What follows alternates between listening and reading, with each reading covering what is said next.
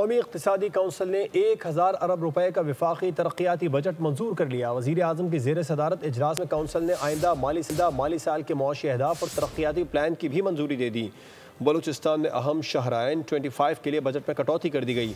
बरामदात का हदफ $35 अरब मुकर्रर करने की मंजूरी भी दी गई।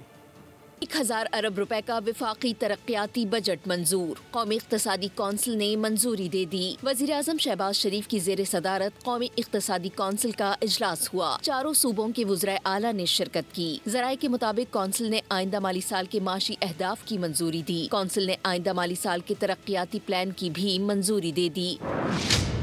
इक़्तिसादी कौंसिल ने आइंदा माली साल के लिए 4.2% GDP ग्रोथ की मंजूरी दी, जबकि बलूचिस्तान में N25 के लिए बजट में कटौती कर दी गई।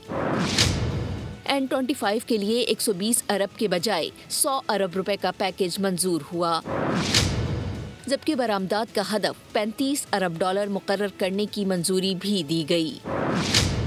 इजलास में कौमी तरक्याती प्लान PSDP मैक्रो इकनॉमिक अहदाफ का जायजा लिया गया। इजलास में नए माली साल की माशी शरह नमू, ज़राअत, सनत, सर्विसेज सेक्टर के अहदाफ की मंजूरी से मुताल्लिक मुशावरत की गई। सब्सक्राइब करें और बेल दबाएं ताकि कोई खबर रह न जाए।